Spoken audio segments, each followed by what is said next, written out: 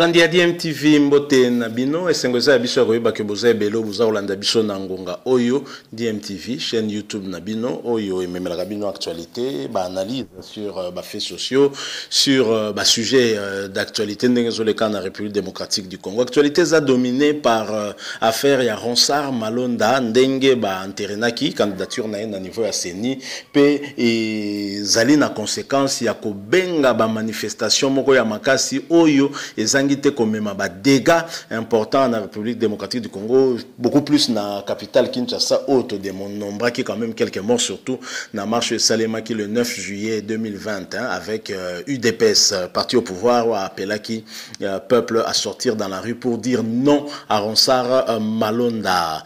Et avant tout cas cause quand la carte muzindo il y a sujet na biso to ko rappeler na binonde to zo habitude de rappeler na biso surtout na o etali maladie oyo ya COVID-19 coronavirus Tommy Batela pour être prévention est le seul moyen efficace au Tozanango pour lutter efficacement contre maladie ya COVID-19. Boebi que bakondi ba recommanda ki nabiso respect à ba mesures barrières to continuer ko lata ba masque sur en public ko respecter distanciation sociale ya 1 mètre ko sala que to ko éviter ko zo maladie wana ko briser chaîne ya contamination des singeles ala bitumba na biso ya mikolonio surtout. Actualité na lobaki yango ezali dominé sur le plan politique na refus ya opposition la muka et même na kati ya coalition au pouvoir moko ba partenaire donc Kachaza d'accord tena Ronsard Malonda pe ba manifestaki makasi mais crise wane uti wapi uti surtout na ba confession religieuse au bazalaki na prérogative ya kopona pe akobimisa président ya CENI lolenge makambo salemaki pour certains salemaki malamote o yaki ko sala que une partie ya ba confession religieuse notamment 6 confessions religieuses sur 8 et votaki Ronsard Malonda ba memaki PPV yango et pas ya Janine Mabunda présidente de l'Assemblée nationale pour être Assemblée nationale et koka ko entériner candidature wana Ronsard Malonda lolenge pas Assemblée nationale et traité qui dossier wana une fois comme qui et beaucoup d'observateurs bazolo ba qui viola qui en tout cas procédure et makamnyo surtout et kendaki vraiment malamuté lelo et bengi ba manifestation o ya makasi auto vivre mais batebele ba reprocha qui na ba confession religieuse et kendaki particulièrement na côté église des réveils avec Sonny Kafuta pasteur au babengaka Rockman yende akumba ki PV wana kokende kopesa ngo epa ya pardon madame la présidente de l'Assemblée nationale Janine Mabunda et batuba accusé ebele à tort ou à raison to éviter mais est-il que église n'a en tout cas ça là qui victime probablement likolo ya acte wana ya posa qui ensemble na ba confession religieuse mususu bakendaki ko déposer PV ndenge bapona ki Ronsard Malonda ko déposer en Assemblée nationale qui n'a fait qu'entériner en fait choix na bango parce que le choix est réservé na ba confession religieuse. Sonny Kafuta pesi raison ni expliqua ki keba ko okende ko déposer PV wana. C'est ce que je vous propose d'entendre. Bolanda Sonny Kafuta un extrait d'une émission à l'écala qui et pas il y a Sylvie Bongo. Je rappelle que Bozolanda DMTV chaîne YouTube na bino bolingaka na ebiango soki ozana na abonné te cliquez au comme abonné ko bosana une petite cloche va sortir juste à côté, c'est la cloche de notification. Elle vous permettra en tout cas ya rozalo courant dès que tu retires vidéo moko en ligne. Suivant Sonny Kafuta Rockman, nous revenons tout de suite après. De lui à Nyonso, dès que tu as nini procès verbal na compte nini rendu, tu as signé yango bao bazalaki wana. Mais tu as qui yango te. Yo ngana bisho wana cardinal bazalaki te to ko c'est la été. Et puis majorité des qui atteint parce que tu as qui 6. Parce que première les années ni likolo. Tango tu signé to sali ndenge makambo ezalaki compte rendu na procès verbal, biso to signé qui 5. Et si mbala moko pression et bandi. Mama pression to subir menace ya koboma biso. Soko tali même ba église ba kangi motema te ba retirer kutu bato na bango na nini na ba signature na bango. Mais ndeni église kimbangi seye ko wanga na pression. Ma pression. Pression ça dit même bah si tout le monde a fait une église c'est dans la opposition ko parce que na ba quand ba kimangi c'était ba musulman ba télémisi bango regardez ba tango nyonso bazoto le bazoto na saba déclaration bango na catholique au moins na campagne ndengini ba pression ça les bazui colonel Lucien ou ya nini ya nini ya ba armée du Sali ba boto le passeport na ye ngai balandi ya combien de fois pression yango na biso que pression ezali so na la kisio na kola kisayo après yawa na la kisayo ba SMS na bakamunyo so ngai kutu balobi fo ba boma fo na kweya na yebiti na te ba pression wana tango nyoso eleki eloko tindi biso to ngende kotiki ezandenge nini lobi nango to fana na télévision boyo to moni bango mibale président ya SCC na oyo baye ko pesa communiquer moko incendiaire ba wangani d'abord que tozoki nani compromis et si manango balobi que le rumeur fond état ya nini ya corruption tala ndenge ba livrer biso na population to lobi na banganga nzambe bazolo basolote pour le diable le père des mensonges oui sa diversion ba livrer biso na ko livrer biso bino ba journaliste bosana nini tozu to kobuka banda ko bango to kolanda bango nde omona ki poto pesa bango avertissement to ye ko sala nini point de presse tous les points de presse tout le monde va kate alors to yokani biso nyonso bisa biso nyonso to ki kotika nini mikanda na parlement tango to ki kotika mikanda na nini na parlement nazo chuter sur kopotango eleki to ki muto sengela ki normalement a diriger ces là qui lebe et les bazo monana te to comme na parlement zela ye or ba pigambiso basali ye pression ba retirer même na kati na biso nde basengi ngai balobi no chef de confession religieuse moko sanini atambula lokola pe babandaki ko menacer nani chez Abdallah ngai pe bando menacer biso archevêque na biso général avec Kankenza mwana mbo oyo azali eza fonction honorifique ako ko engager église à réveil lisusu te atelemaki kutu alobaki makambo bele bolandaki alors que tu as sengé ça la office ils allaient en tâche de l'irrégularité ya wa to ba mena ça qui biso à l'époque il y avait tant au Sénat qui na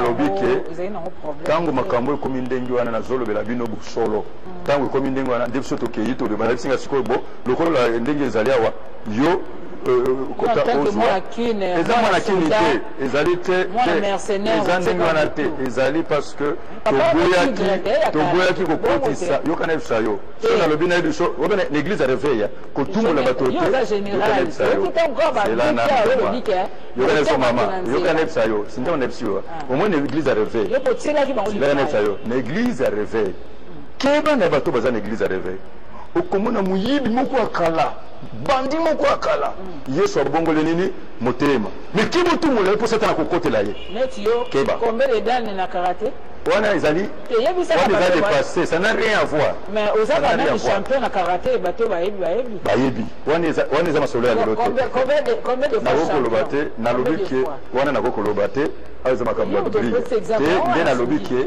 na lobike sala attention l'église arrivée na lobike nyonso wana eza banzela ya nzambe tokumisa nzambe mais problème nene na kokoyebisa yo ezali ke tango toki toumelaki te todépose bango nini sans commentaire ezalaki mpe filmer tomona bino osali coup d'état le coup d'état ngo bolanda sikoyo yawa coup d'état ezawa po totie vérité bon nga na ikaleza na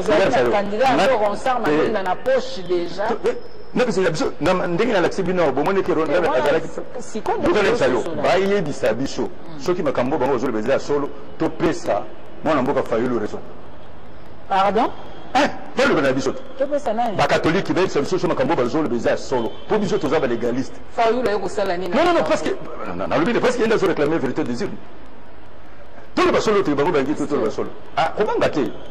Yo kana biso suko. Non, ngai suko ndena zolo bana bi muto yo kufi abanga kopolate. Voilà.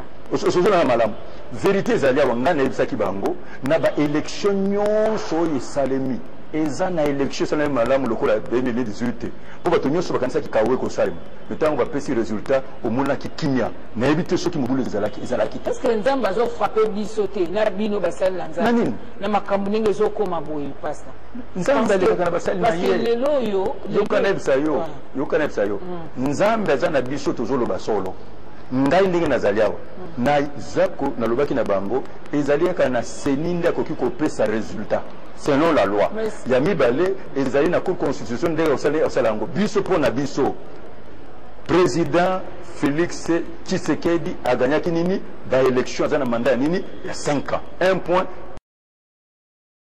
Voilà, Boti Kolanda, Sony Kafuta, Rockman, Bolandi Ndenga expliqué, Ndenge à lobby, Makamundenge, le Kanaki, raison fondamentale, le salaire Québec, qui est à PVO, na Assemblée nationale, n'a évité compréhension ni bino bozalango par rapport à Malobao, ya Sony Kafuta, mais compréhension en Galazalango, ezali que, nakati ya ba confession religieuse, on a monique NND Zaki Kokonza, rencontre na Bango, et dans ces conditions, c'était quasi impossible, de tomber dans consensus sur Mutumoko et Sengela Konza Seniwana Yango Tozo Mituna. Fallait-il laisser à venir Yaba Congolais parce que élections allaient peut déterminer à venir Yaba Congolais na maboko Yaba chef à confession religieuse ya modèle oyo.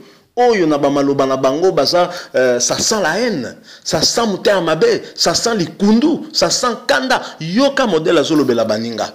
Oyoka pe de l'autre côté yoka modèle bazolobela ye. Ba tu ya confession religieuse ya boy. Nous disons bien confession religieuse. Bangonde ba berger sengeli bakumba batu. Ya modèle oyo balanga jamais ba se mettre d'accord. Et comment ba ko ça charge wana na batu ya lolenge oyo. Oyo bango moko baza capable ya koyoka na te. Maté au baté à Kabatu. Ezali ya boye consensus c'est pas la bango kobi maté. Voilà même pasteur Sony Kafuta oyo même azo répondre même na prédécesseur na Kankenza qui s'était proposé à ça la table bons offices pour que makamasole tika la kana kata confession religieuse ba régler ba différent na bango. Ta la réponse à ça au pesaye. Muto kuto ye aiko succéder aiko remplacer naye tala maloba ndenga zoloba naye nga personnellement lecture on a sali nango na maloba Sony Kafuta ezali que position na eza ya neutralité te position na eza claire et malheureusement na kati ya ba confession religieuse ngo pratiquement bango nyo surtout ba na position neutralité te alors que il a fallu ceux qui ba na neutralité te mais bazala ka ande pona peuple et kozala pona peuple sengeli côté mutu moko kozala non seulement intègre mais mutu moko kozala pe corruptible était ou ba corrompre était mutu moko oya kozala asala musala na ya name conscience et non asala musala pour na satisfaire ba groupe ya ba individu moko ya boy parce que ba élection nyonso to banda depuis 2006 tisikoyo et souffra kaka na problème moko batu oyo basala ka biso ba élection ngo wana basala kango na objectif ya kosepelisa groupe moko ya batu et c'est vraiment malheureux et je crois que bazana nous conscienter hein, na charge bango bazaki nango au contraire des propos très menaçants à l'endroit des autres yo mutuna nzambe kokende kolobake na kati église de réveil et ça la mutu muso azaki na e bandi akala muyibi akala abongola motema olingate Satan un pasteur qui s'exprime comme ça moi ça m'étonne même que journaliste azala choqué mais moi j'ai été choqué donc bo chanjara na bino mutu à 50% hein ce guerre mo kande ya se rappeler kala ka bandi kala.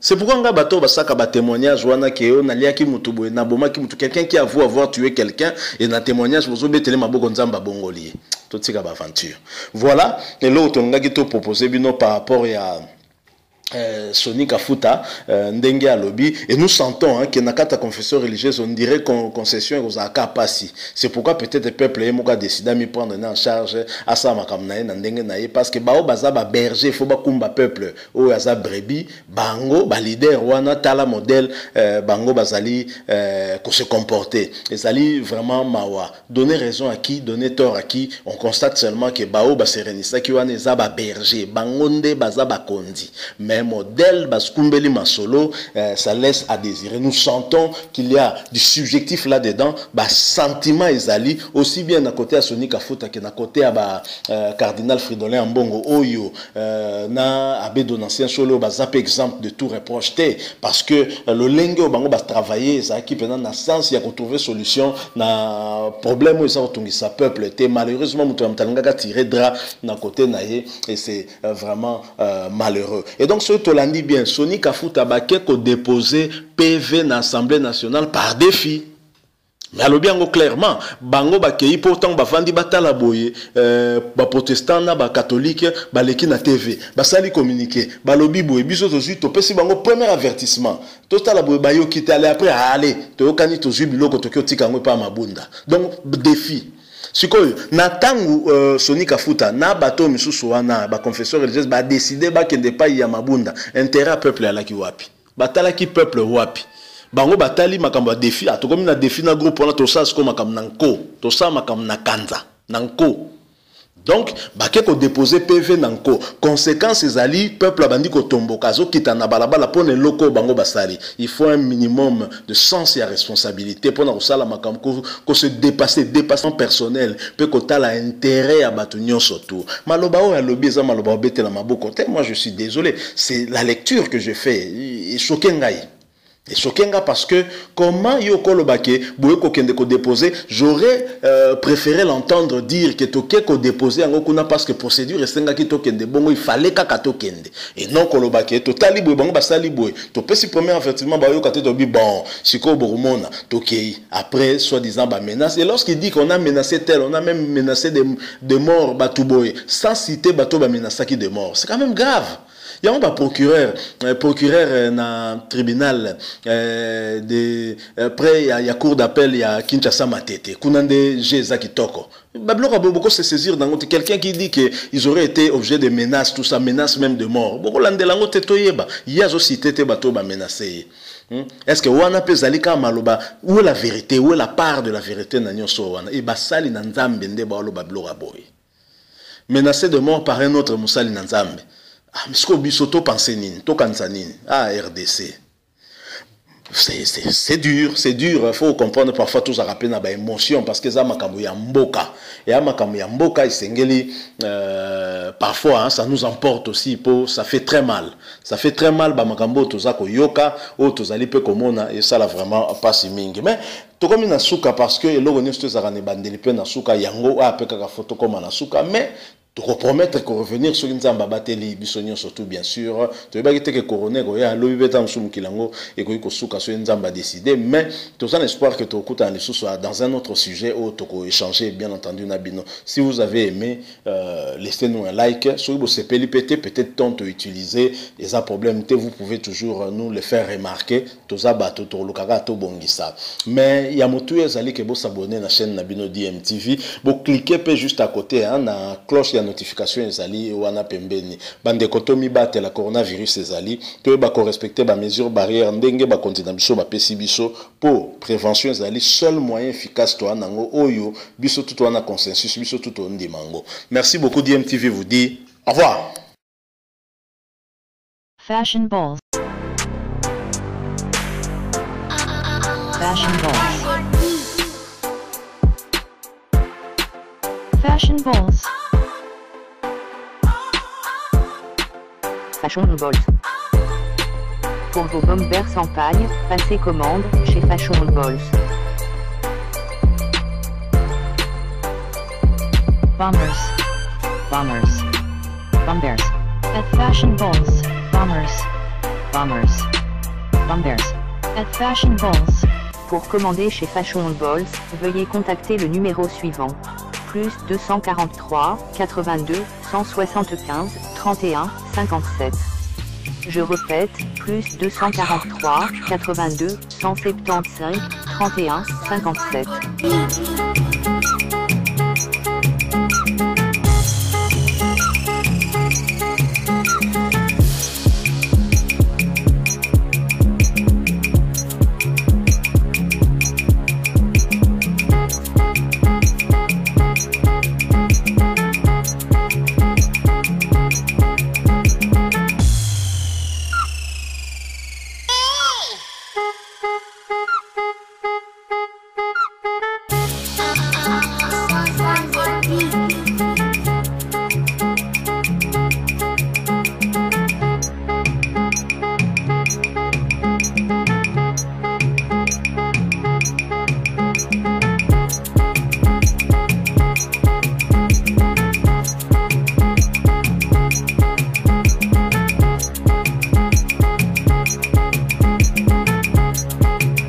Fashion balls.